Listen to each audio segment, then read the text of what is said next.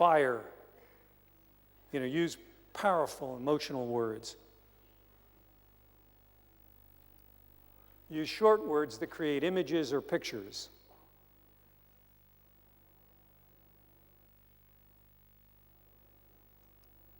Eliminate as many adjectives and adverbs as you can.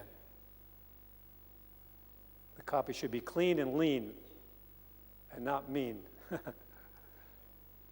Avoid headlines which merely create curiosity, because the person will read that and will not order. If the prospect feels deceived, he stops reading and will not order. For example, if you have in your headline, you're a business, let's say you have a product that appeals to entrepreneurs or should appeal to entrepreneurs, and you have the following kind of a headline. How to improve your sex life is the headline. And the first sentence is, now that I have your attention, I'd like to tell you about this new business product that's going to revolutionize your business. You think that's cute and clever. The reader thinks, I've been tricked. They stop reading it, they'll never buy from you, and probably never should buy from you when you use those kind of tricks. Forget tricks, forget cutesy. Doesn't work. The only thing that works is direct, clear, honest benefits. They either can be obvious benefits, once they're identified, or hidden benefits. So do not attempt to be catchy or cute in your headlines, as do most copywriters. Most copywriters in advertising agencies, they try to use little trite phrases from, that are popular jargon of the day and things like that. Forget it. They're sitting there starving to death, these copywriters, because they've never sold a product in their lives, these people, most of these people. I'm pretty hard on advertising agencies, even though my first serious job was for the McCann Erickson agency, which later became the biggest ad agency in the world. At the time I worked for them, I was 19 years old, and I was not a copywriter, I was like a clerk for them, an assistant, a lackey. I did whatever they told me.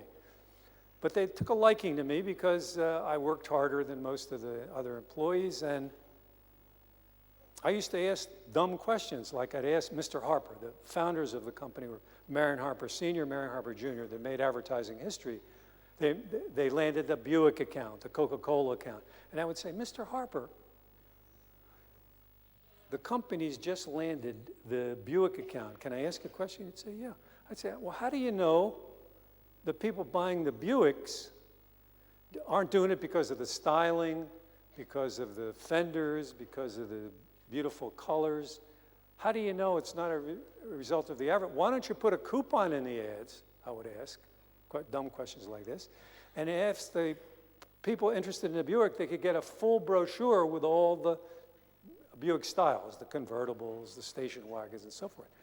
He said, we can't do that. I said, why? He said, because the client would know the response rate. I said, but isn't that good? He'd say, no, it's not good. Well, but I'd say, then how do you know the client? I mean, how does the client know the advertising's any good? They said, well, we do surveys. You know what you can do with surveys? See, I come from the old school. Surveys mean you can get surveys to say anything you want. The only thing that counts is I spend so much and I get so much back. And if I'm not getting that return on investment, I've got to stop the advertising or I'm going to go broke. You identify with that?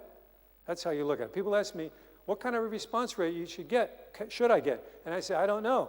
Depends on your strategy, but one thing for sure, you can make a lot of money if on your front end for the first product, you break even, you cover your costs, because the big money in direct marketing is where? Does anybody know? It's the so-called back end. To me, it sounds a little bit indecent, the back end, but what it really is are the follow-up products that you have for the people you've captured on the front end. So if you are losing $1,000 on everybody that you sell the first product to, no matter, even if you have the Bank of England behind you or whoever it is, you're going to go bankrupt because you can't afford to spend $1,000 to sell the first product and lose big money, almost $1,000 on each one of the customers. you've got to cover your front-end costs. So I'm very happy to break even on most products. I'm even more happy when I make 2, 3, 4, 5 times costs, because then it's very profitable on the front end, and it's very profitable on the back end, and everybody's happy. Everybody's happy. I'm happy. The customers are happy. The clients are happy. The suppliers are happy. Everybody's thrilled. And that's what you want to try to do. You want to get as close to that as possible. Okay, now I'm going to show you some things about an ad that are going to change the way. See, a lot of you have never run ads, you've told me, in breaks, or you'd like to know how to run successful ads, but you've never done it. And there's great opportunities for a lot of you to sell off the page. Either one of two things you sell. Either you sell a person to be an inquirer and a prospect for a more full-blown offer, or you sell directly off the page. I've made millions selling directly off the page. And I've made more millions selling on a two-step basis. The way I make that judgment is, if I need more copy than I can get on one page, then I do it on a two-step basis. If I can make money on the front end with one page of copy, I sell on the front end. Make sense? Very simple. So I'm going to show you some secrets behind a space ad that people just are not aware of because they haven't. And see, what I'm sharing with you, by the way, are not some theory that I learned in some book.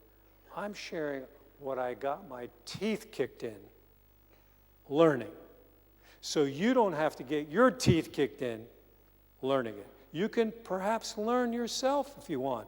You can take the next 25 to 30 years and get your teeth kicked in every day, and maybe you'll learn as much, maybe you'll learn more than I've learned. But don't you like the idea of shortcutting the process, of knowing what to look for? That's what I'm doing up here. You like that, huh? Okay, I'm going to show you a way to look at ads, and this applies not only to ads, it applies to brochures, it applies to virtually any form of copy that you're going to have. But let's talk specifically about ads to begin with before we complicate it with other delivery systems. I'm going to show you what to look for in the ad that are not readily apparent to the consumer, not readily apparent to most people. I'm going to take you behind the scenes of an ad, if you will. Would that be helpful? Okay, here's what we're going to do. See this ad? I'm going to just point out several things to you. First of all, is there a red light on this thing or no? I didn't bring my pointer. Okay. Look at the headline and notice that the headline typefaces are what's called upper and lower case.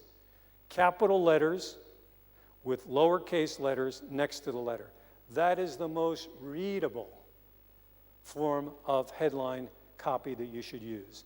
Don't use anything else. Graphic designers get bored with upper and lowercase. They want you to use all caps. But when you use all caps, there's one problem.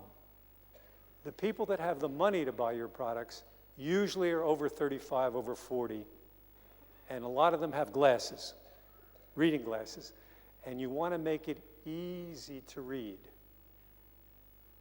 Number one. Number two, you want to make your copy and your ads look like editorial matter. I call my ads advertorials. You don't want your ad to scream, I'm an ad, I'm an ad, I'm an ad, because what people want to do with an ad, you know what they want to do? Before they read it, they want to deep six it or turn the page. You notice people, when they read their direct mail, they read it in front of a wastebasket. And the stuff, because most things people get in the mail, what do they call that kind of mail? And what is it? It's junk, man. It looks terrible. And one of the things that's on it, these big headlines that are screaming at the person. You can't scream at people and get their attention and hold their attention. And that's what, and they're hard to read. So use upper and lowercase always.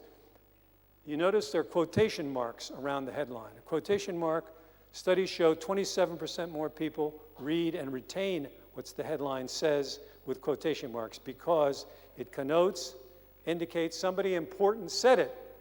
and somebody important did say it. You know who it was? It was me.